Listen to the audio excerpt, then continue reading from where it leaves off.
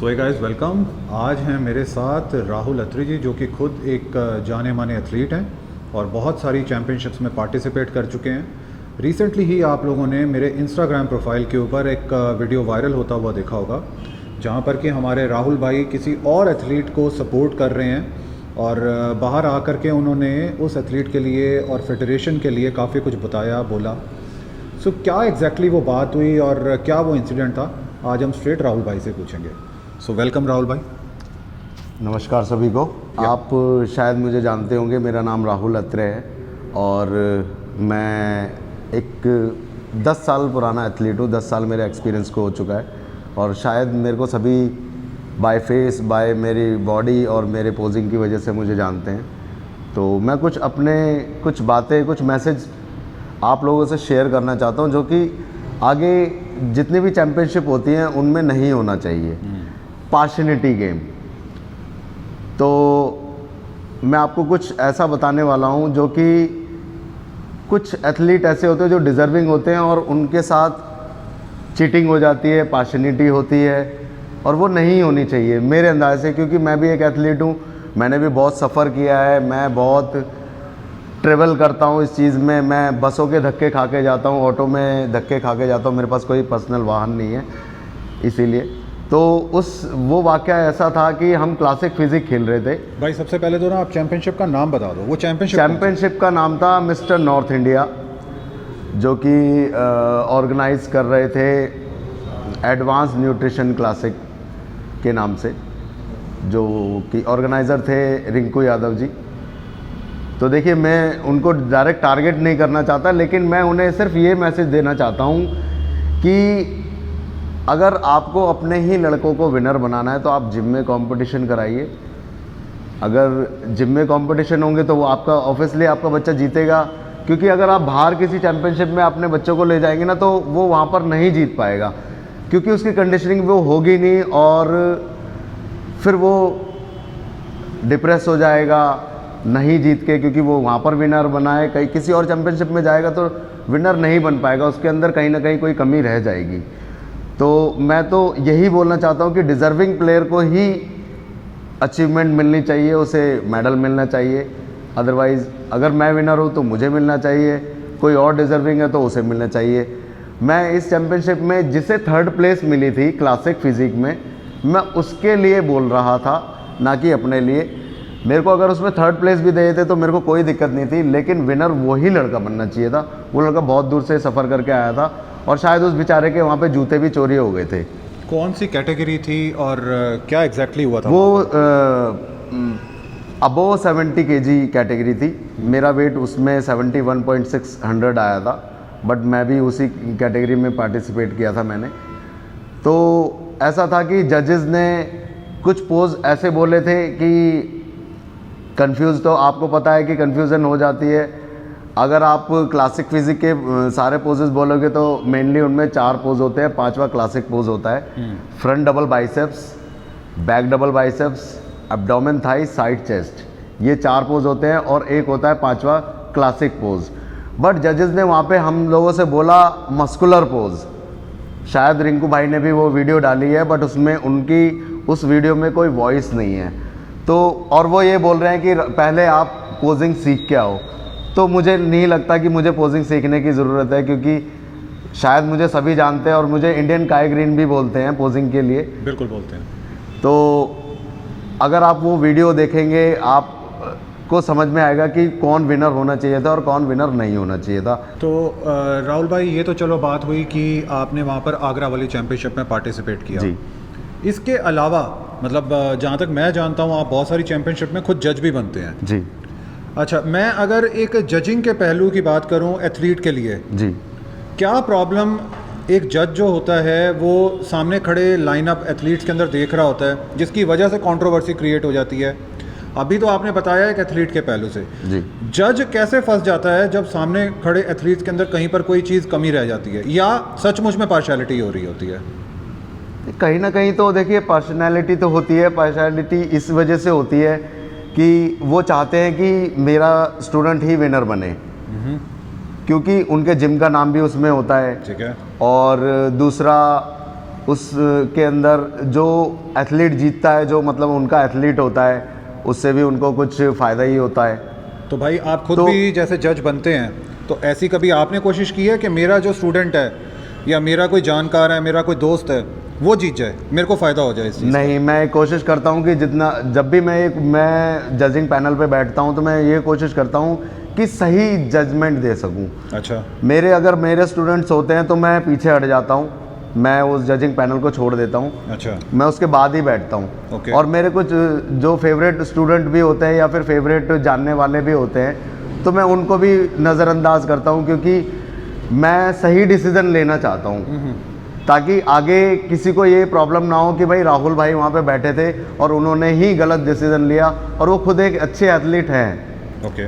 तो मैं चाहता हूँ कि जब भी कोई ऐसी कोई चैम्पियनशिप होती है जिसमें कि उनके एथलीट भी खेलते हैं, उनके जिम के एथलीट खेलते हैं, तो उन जजों को उस कैटेगरी को छोड़ देना चाहिए। अच्छा, इसके अलावा आप और बहुत सारी चैम्पियनशिप्स में पार्टिसिपेट करते हैं। आपके नज़रिए से क्या क्या चीज़ों की ऐसी ज़रूरत है जिसको ठीक करने को अगर किया जाए तो शायद ये गेम और ऊपर आ सकती है? सर, ये गेम तो बहुत ऊपर है, लेकिन इसे हम सुधार सकते हैं। जैसे कि कुछ ऑर्गेनाइज़र देखो बहुत सारी चीज़ें बहुत अच्छी करना चाहता है, बट वो करते करते हुए भी नहीं कर पाता। अच्छा, जैसे कि आपने देखा होगा कि फीमेल एथलीट आती हैं, उनके लिए ग्रीन रूम नहीं होते, तो वो ग्रीन रूम होने चाहिए मेरे अंदाजे से, क्योंकि वो सबके सामने तो चेंज नहीं कर सकती, क्योंकि उनको बिकनी पहनना है या फिर जो भी पहनना है, उन्हें अपना कलर करना है, बॉडी टैन करना है। Yes. तो उनके लिए भी कुछ अच्छा, कुछ स्पेशल होना चाहिए। और सभी कैटेगरी एक ही में भर देते हैं, जैसे कि बिकनी भी उसी में आ गई, फिजिक भी उसमें आ गई, स्पोर्ट्स भी उसी में आ गई। अरे यार, कम से कम ये तो सोचो कि सब एक साथ मिक्सअप हो जाएंगे तो वो कैटेगरी क्या रह गई। तो आप लोगों को ये सोचना चाहिए, अगर बिकनी है तो सिर्फ बिकनी एथलीट होनी चाहिए, स्पोर्ट्स फिजिक है तो स्पोर्ट्स फिजिक होनी चाहिए, फिजिक है तो फिजिक, और बॉडी बिल्डिंग है तो बॉडी बिल्डिंग। अच्छा, आपको मेंशन करना चाहिए कि ओनली ये कैटेगरी में ये ही कॉस्ट्यूम चलेगा। उससे जो है ना, एथलीट को भी ये लगेगा कि हाँ, हमें यही पहन के जाना है और हम यही कॉस्ट्यूम में ही ऊपर पार्टिसिपेट करेंगे। अच्छा भाई, रिसेंटली क्या हुआ था, मैंने अपने इंस्टाग्राम की स्टोरीज में एक क्वेश्चन पुट किया था कि अपने व्यूअर्स के लिए कि आप बताइए आपकी नज़रिए से इंडिया के अंदर सबसे ऑनेस्ट जज और सबसे डिसऑनेस्ट जज कौन सा है। तो उसमें सबसे ज़्यादा जो डिसऑनेस्ट जज की जो वोटिंग मिली थी, वो मिली थी हमारे जज भाई संपत नंदा को।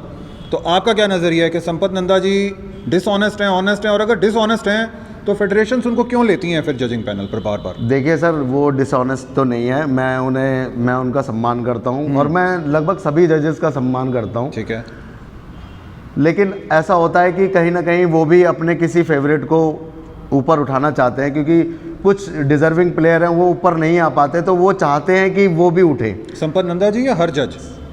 हर जज ही होता है। अच्छा, सभी जज ये चाहते हैं कि उनका कुछ कोई फेवरेट ऊपर आए, ठीक है, ठीक है, ठीक है, क्योंकि कहीं ना कहीं वो दबे रह जाते हैं वो बच्चे, और वो आगे नहीं जा पाते। ठीक है। और मेरा कहना तो ये है कि संपत जी जो कर रहे थे, शायद कहीं ना कहीं वो अपना ओपिनियन दे रहे थे, ना कि वो अपना जजमेंट दे रहे थे। ओके। तो कुछ लोगों ने उन्हें डाउन करने की कोशिश की, उनके पीछे बैक बोलिंग की, बट कहीं ना कहीं वो सही भी हैं, और कहीं ना कहीं वो इस वजह से गलत है कि उनके कुछ फेवरेट एथलीट थे, इसीलिए। चलो, मैं अब आपसे एक चीज़ पूछता हूँ, आपके नज़रिए से एथलीट, आप एथलीट भी हो, जज भी हो जी, आपके नज़रिए से आप मेरे व्यूअर्स को क्या बताना चाहोगे कि कौन है ऑनेस्ट जज इंडिया का, जिसकी आप जजमेंट को चैलेंज नहीं कर सकते? किसको मानोगे आप? मैं देखिए, मैं IBBF में भी पार्टिसिपेट कर चुका हूँ। IBBFF संजय मोरे जी की भी चैम्पियनशिप में पार्टिसिपेट कर चुका हूँ। ठीक है। मुझे लगता है कि वहाँ पर ज़्यादा फेयर जजिंग होती है। अच्छा, संजय मोरे जी के में। और NPC के बारे में आप क्या कहना? NPC के बारे में भी मैं ये कहना चाहूँगा, रीता जयरथ जी है, सोम तगनेत जी हैं, वो भी बहुत अच्छी जजिंग करते हैं, दीपक पराशर जी हैं, वो भी बहुत अच्छी जजमेंट करते हैं। ठीक है। तो मैं इन लोगों को भी एक अच्छा जज मानता हूँ, क्योंकि ये लोग पार्शलिटी नहीं करते। भाई मेरा कोई ये क्वेश्चन पूछने का पर्पस ये था कि एनपीसी में आप जज तब तक नहीं बन सकते जब तक आप एग्जाम ना दो। एग्जाम ना दो, अब राइट। हमारी यहाँ पर फेडरेशंस में क्या होता है, यहाँ पर कोई एग्जाम नहीं होता, एक्सपीरियंस के बेस पे बैठाया जाता हाँ, मेन चीज़ ये है कि क्वालिफिकेशन अभी किसी के पास है नहीं। ठीक है। और किसी को ये भी नहीं पता कि जज के जो एग्जाम्स होते हैं ये कहाँ पर होते हैं। ठीक है। तो बहुत सारे लोग तो अब कोई भी आ जाओ जज बन जाओ। आज के टाइम पे आपने देखा होगा इतनी सारी फेडरेशंस हैं, जो भी मिस्टर इंडिया खेला हुआ है, चाहे कोई सा भी मिस्टर इंडिया हुआ हो, ठीक है, चाहे वो नेशनल हो या फिर किसी भी दर्जे का हो, वो आज के टाइम पे जज बन के बैठा हुआ है। तो मैं तो ये चाहता हूँ कि क्वालिफिकेशन उनके पास हो तो वो जजिंग करे तो ज़्यादा बेटर रहेगा। उससे उन्हें ये पता रहेगा प्लस माइनस क्या है, कि बॉडी की कंडीशनिंग क्या होती है, बॉडी का रेशियो कहाँ से देखा जाता है, पोजिंग, सिमेट्री, ये सारी चीज़ ध्यान में रख के ही किसी को विनर बनाया जाए। बिल्कुल ठीक है जी। अब आप मेरे व्यूअर्स को अपनी तरफ से क्या एक मैसेज देना चाहोगे जिससे कि उनको कुछ फ़ायदा हो सके? देखिए, मैं सभी एथलीट को तो सबसे पहले एक ये मैसेज देना चाहता हूँ कि आप अपना बेस्ट दें, जितना हो सके उतना बेस्ट दें। दूसरा कि आप ना सिर्फ एक चीज़ पे निर्भर ना रहें कि मैं कंपटीशन में जाऊंगा तो वहाँ पे मैं एम्प लूँ या फिर मैं बहुत सारे स्टेरॉइड लूँ, स्टेज पे खड़ा हूँगा, सबसे चौड़ा दिखूंगा, सबसे बड़ा दिखूंगा, ऐसा कुछ नहीं है। जितना आप मेहनत करोगे ना, जितना आप पोटेंशियल लगाओगे, मैंने सर को बताया था कि मैंने इस चैम्पियनशिप से पहले मेरा 77 kg वेट था, बट मैंने इतना वॉक किया, मैंने इतने कपड़े गर्म पहन के मैंने 18-19 किलोमीटर वॉक किया। हाँ जी, हाँ जी। वो मेरे फ़ोन में भी रिकॉर्ड है, आपको अगर बताएंगे तो देख लेंगे आप। तो मैंने उस तरीके से अपना वज़न तोड़ा था, ना कि मैं कोई इंजेक्शन ले रहा था कि मेरा वेट कम हो जाएगी। आपको पता ही होगा, बहुत सारी चीज़ें ऐसी चल रही हैं। लेकिन मैं चाहता हूं कि मेहनत करके, मैंने पूरी मेहनत करी, अपना बेस्ट दिया, तब जाके कुछ मैं मेडल हासिल कर पाया हूं। अभी रिसेंटली मैं मिस्टर नॉर्थ इंडिया में ओवरऑल टाइटल जीत के आया हूं। करेक्ट। सबसे बड़ी ट्रॉफी मेरे पास है, पूरे नोएडा में शायद किसी के पास नहीं होगी। तो मैं यही मैसेज देना चाहता हूँ कि आप अपना बेस्ट देंगे मेहनत करके, ना कि किसी दवाइयों के बलबूते पर। सो गाइज, ये थे हमारे आज के एथलीट चैम्पियन मिस्टर राहुल अत्रे, और जिन्होंने की बहुत अच्छी और यूज़फुल बातें आज हमारे साथ शेयर की हैं। इस हमारी कॉन्वर्सेशन के रिगार्ड में अगर आपके पास में कोई कमेंट्स हैं या सजेशंस हैं, आप नीचे दिए गए कमेंट सेक्शन बॉक्स में लिखिए। आई एम श्योर राहुल भाई या मैं उसको बहुत अच्छे तरीके से आंसर करेंगे। थैंक यू राहुल भाई, आज मुझे और मेरे व्यूअर्स को टाइम देने के लिए। Thank you. जय हिंद, जय भारत।